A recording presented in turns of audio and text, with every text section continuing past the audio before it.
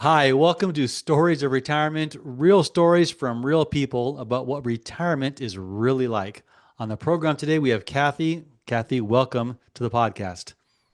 Thanks for inviting me. I'm excited about this. Well, I'm glad you're excited. That's awesome. Let's start by you just telling us and the listeners a little bit about your career.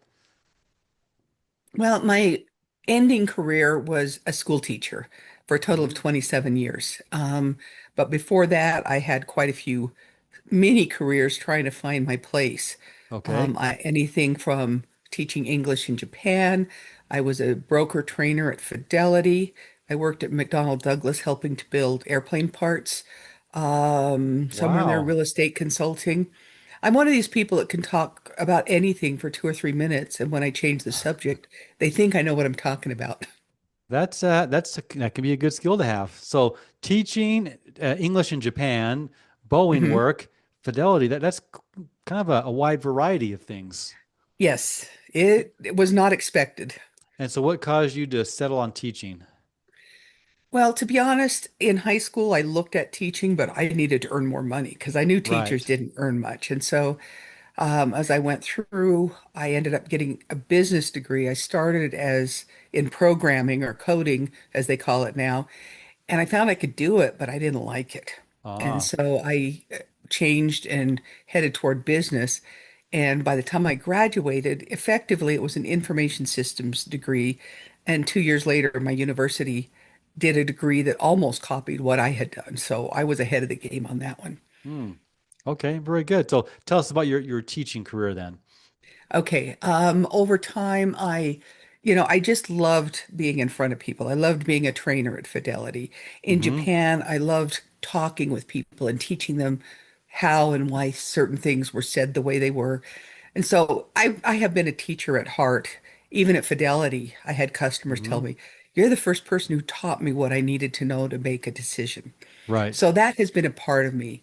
And then an opportunity came that a friend knew of a small school that was looking for a teacher. And for various reasons, I was looking to make a change. And I went and interviewed. And about 10 days before school started, I accepted the job and I was off to the races. Boy, that's not much time to prepare, is it? 10 days to put No, together a no, curriculum. I had to put things together. At that time, it was a private high school. And I was brought in to do computer stuff mainly and Hmm. put their yearbook together. With the computers, mainly it was the Microsoft stuff, but I had a few kids that were interested, so I taught them some of the coding. A year later or so, they added Spanish, so was then teaching Spanish. And so that kind of evolved. And after a couple of years, I decided for various reasons, it was a religious school. And by that Hmm. time, some of my own religious development had shifted focus. And I just felt like I wanted to give them the chance to have somebody that was congruent with their target and their goals. Right. And I wanted to find a place where I felt more congruent because I wasn't against them. I just felt like it was not the best fit for either one of us. Right. And so I didn't accept a new job with them for the following year. And I waited and once again, quick thing, about 2 weeks before the school year, I heard there was a position that opened up where another teacher had found a job 5 minutes from her home so that Hmm. she left that position. And I ended up being at that high school, that public high school for 24 years. 24 And years. it was before that, at some points, I'd wondered, am I going to do anything for more than 5 years? Hmm. And it settled in, and it turned out I finally got back to where I really felt I should have been. Awesome. I think I've shared this before on this program, but one of my favorite quotes of all time is by David Bowie, who said, Okay. aging is an extraordinary process where you become the person you always should have been. So, so it kind of sounds like I like that. you found yourself there eventually. I And did. I and did. you were happy doing that for the most part? I was. I loved the teaching, but I have to say that at the end, I was kind of at a point where it was the teaching I enjoyed, but the bureaucracy and the Oh lack yeah. of support from the administration for me was kind of a point where for several years it was just time for me to surrender and say, Right. I'm ready to make this change for myself. Okay, great. How long ago was that? Well, I have been retired now for just over a year. I finished Mm, at the end of the 23-24 school year. hmm. And so all of last year was my time to just kind of rediscover me Right. because as a teacher and I was a single parent, or as a friend told me recently, an independent parent. Independent. Um, I raising a kid, and I was a little older when he was born. And then being a teacher, I'd come home and just by getting the groceries and the housekeeping and up with Hmm. what needed, I didn't have time for me. So a lot of the last year has been pulling off a few layers, taking care of me, a few health situations, and um, overall, it has been a great experience for me. Hmm. I have, in fact, as teachers are getting ready to go back right now, I'm thinking, I'm glad that's not me. Yeah, And so, you yes, don't miss it. You're glad you did it, but you don't miss it. absolutely, absolutely. It kind of reminds me of when I went to basic training for the Army National Guard. Got yelled at for Hmm. 10 weeks. I'm so glad I did it, but I don't want to do it again. Yes, yes, Okay. absolutely. So you're very busy. You're a single parent or sorry, you call it individual parent? Independent Independent parent. parents, right? Okay. I like that phrase. You're an independent parent. You're a school teacher. What did you do, or what are you glad you did to get ready for retirement, for this kind of transformation that you're currently experiencing? Well, I think a lot of the things that were a big benefit to me, my time at Fidelity taught me a lot about Oh, money and right. investing. And so I followed stocks through the years, and did my investing from time to time.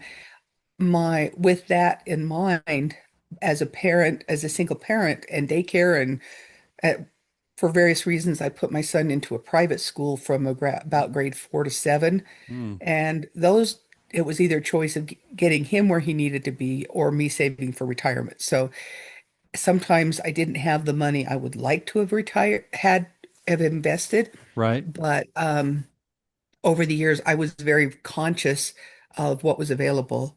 And in Utah, I was a teacher, I was aware of how much money my pension would be. Hmm. So I kind of targeted that. I worked towards getting out of debt, and have done some things that way. Um, I did splurge though a couple of years ago. I bought my retirement dream car. And Right. while that is not, I don't regret getting the car. I have to say that I probably spent more than financial experts said I should have spent. Uh-huh. So if you got caught up and spent maybe a little more than you should have on your car, do you know what that makes you? It makes you normal. That Exactly. No, I don't beat happens to a myself lot of up, but us. I'm Oh, aware of it. good. Good. Okay. Well, I'm glad to hear that. So you were kind of aware of things. I do a lot of work with retirees and including school teachers. And I remember meeting with one school teacher, also a single or independent parent, who told me, "Oh, Martin, I'll never retire." I asked her what her pension would be, and she said, "I think $1,000 a month." And I knew from experience that probably more than that because she'd have 30 years in. So let's go ahead and do the calculator. We did the calculator and we found out that she'd get $3,000 a month, not $1,000 a month. And Hmm. and the I saw the stress melt from her face because she almost didn't want to talk to me. Like, what's the point in talking? There's no hope. And I said no. And in fact, I also asked her, how much is in your 401k? Oh, I don't do the 401k. I haven't put any money into it. I said, no, but the system actually puts money for you automatically. I don't think so, Martin. So we called the plan administrators. She had $38,000 in 401k that she didn't know about. Hmm. So the fact that you were actually on top of things is great. Okay. That's not normal. Are there things that you wish you would have done or maybe just done better in hindsight? Well, in hindsight, I wish I had taken more care, um, to put some in, even some in over time Okay. to keep that budget. I think it's Dave Ramsey, one of his, and some other financial people say one of the first things you should do is pay yourself for it first. Right. And I did it sometimes, but day-to-day stuff kind of got in the way, and I was not as good at that as I should have been. Hmm. Let me phrase, as I would going back as I would like to have been. So Right. yeah, So I guess the lesson there is to, even in tough times or when money's tight, do something, anything do for the something, even future. if it's $50 or $20. Get the habit of paying yourself before your bills. Yep, I agree with that wholeheartedly. it's not so much even the amount of money that matters, it's having the habit or like kind of developing that saving muscle, as it were. And you Yes. do that consistently, even through the lean times, you'll be, I think, far better off in the long run of having that habit. Okay, You know, awesome. if for people talking about money, one thing they can look at saying, I don't have the money. Next Hmm. time you get a raise, so maybe this is a good time at the beginning of the school year.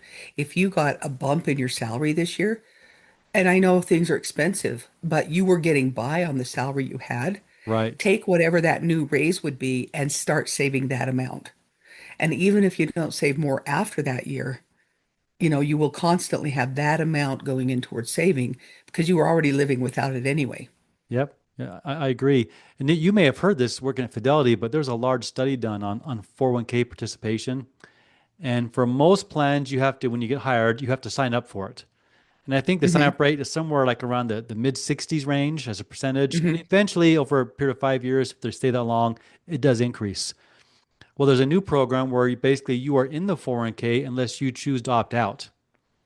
In that case, I've heard about that. the participation rate is something like over 90%. It eventually gets up to like 95 or 98%. Hmm. And so a lot of times we don't like making a decision, especially if we don't know much about it. It kind of intimidates us a little bit, all this 401k and mutual funds and portfolios. And so rather than try and make the decision, we just postpone it because of kind of the fear of the unknown, Right, basically. So right. doing something, anything, $50 a month will help you overcome that habit as well. So Hmm. you've been retired now for just over a year. Congratulations. How was retirement the way you envisioned it? Well, I am not an early, I've never been the person who goes out and gets the worms in the morning. Okay. So for me, I love not having to drag myself out of bed every day. And as a Hmm. retired person, I have the option of getting up for something if I plan something in advance, but if not, Right. I sleep till I'm ready to get up. And I absolutely love that. So that's been one of the things to take to that has been one of my favorites because Right. I'm just not a person to get up super early. So that was something you were looking forward to was ditching the The alarm sleep clock. in, yes. I actually got into practice a little bit. Our school district 2 or 3 years before the end of when I retired, Hmm. they did an experiment for the kids, letting them sleep an extra hour in the morning. And so our Oh. school bumped to where I was an hour later than I had been. So I was Hmm. already getting into practice with that a little. I haven't seen any stats, so I don't know if it worked or not, or if they're going to keep it or not. But I loved Right. it because for me, I didn't have to be the first one out of bed in the morning. Okay, great. Well, such a simple little thing, yet looks like it's bringing you a lot of happiness or, feeling good about that. Anything else about retirement that's just happening just the way you thought it would? Um, well, I think one of my bigger challenges right now, I've got a 21-year-old son. He'll be Hmm. 22. He's got 2 years left of college, and what I can help him with is giving him a place to live and, food, room and board. Right. And I had, based on history and based on my experience, I had, I guess, anticipated that by the time he hit his junior year of college, he would be out living with roommates and living on his own. Right. And so, since he hasn't, that has have had to readjust my budget just a little bit, and that's fine. Mm. I moved into the home I'm in now about 5 years ago, and since Right. that time, I had finished the basement into a 3 bedroom, 1 bath apartment. Mm. And with that, I'm now having to make payments on some of the investment I made there, but my apartment is not providing income to pay that back yet. So for me and my choice, then that's been one that kind of set me off because finance is just not something that you can never fully predict. I can say Hmm. generally, here's what's going on. Um, I think without that extra payment and my car that'll be done in another year or so, um, I had pre-planned and says, okay, what are my monthly expenses? How much do I, I guess I'm focusing a lot on the money, but that's a That's key okay. part of the retirement. What are my monthly expenses? How much do I have to have each month? And I got to a point with my pension and my Social Security that I had more than enough to cover that. But Hmm. I've since had a couple of things that by this time I had anticipated would not be part of my budget. Okay. And I Right. guess for the basement, 6 or 8, 10 years from now, when it's paid off, I will add that extra cash flow to my retirement, maybe to Right. make a little difference for the difference what in not interest rates, but inflation would do. Mm-hmm.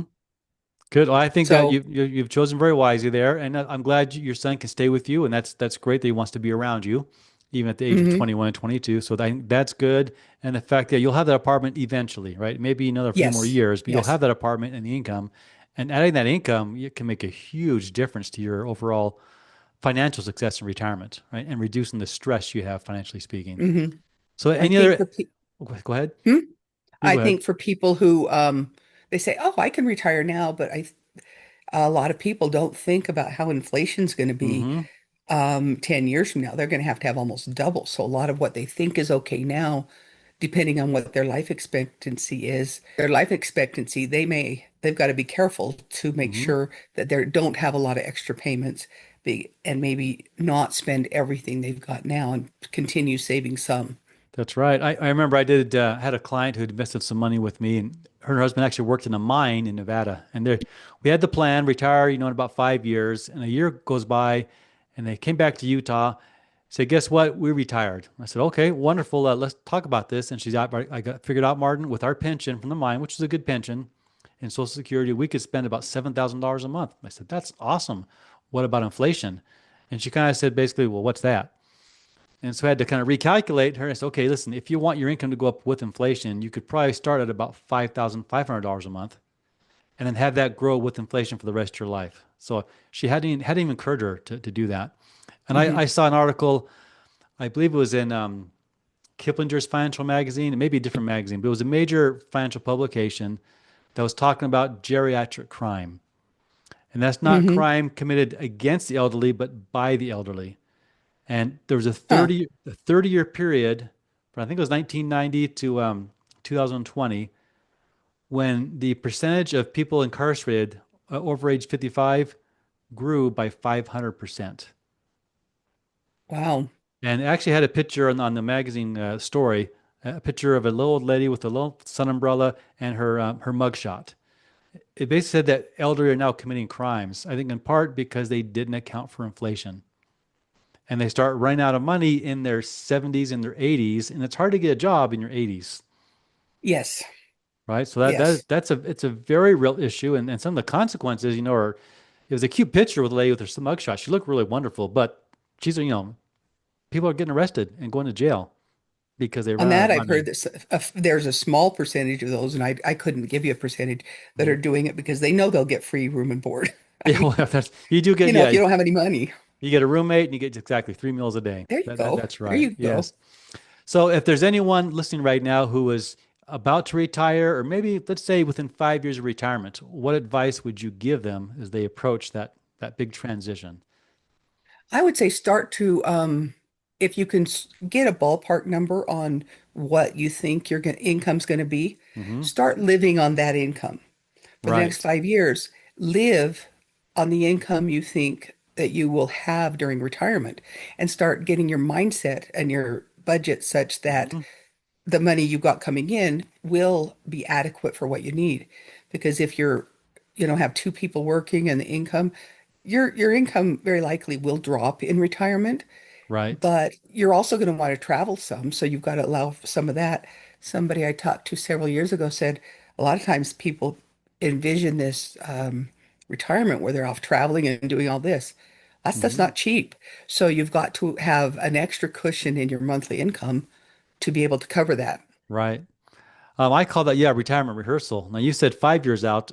You could do it any time, At any but time, but but but, absolutely. but I suggest, yeah, like try for 3 months, living on whatever you think you're going to need. Hmm. And then see how it goes. It may be not nearly enough. It may be just right, or maybe you need a lot less than that. We're all Right. different. And as I sit down with people to plan the retirement using the software that I use, I ask all the time, how much will you need in retirement? And you'd be amazed the amount of Hmm. times I get, I don't know. Yeah, I'm not really Yeah. sure. That people aren't, they don't know where their money's even going right now sometimes. Hmm.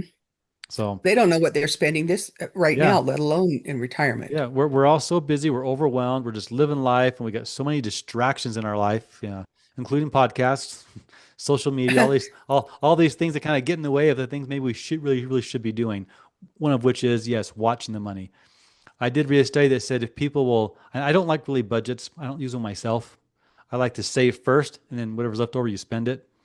But Hmm. if someone does have a problem with cash flow, if you will use a budget, just track your spending. Your spending goes down by about 20%.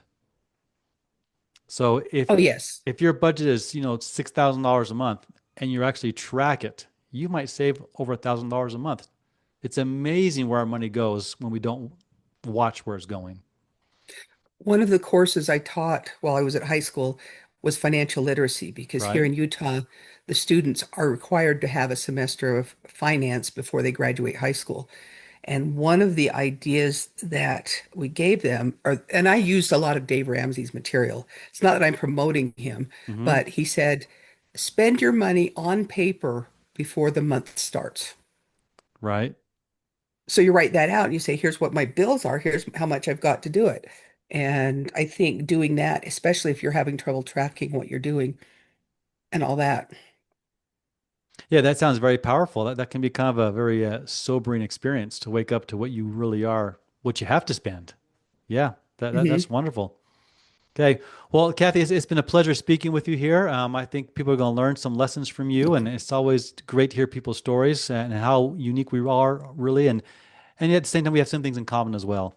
So, thank you for Yeah. your time, and I wish you all the Well, can best. I give one Oh, last piece oh, of whatever? absolutely. Because, Please do. um, and I am not just sitting home. I've become a life coach to do Hmm. that. But I came across a quote or somebody talking about their husband who had retired.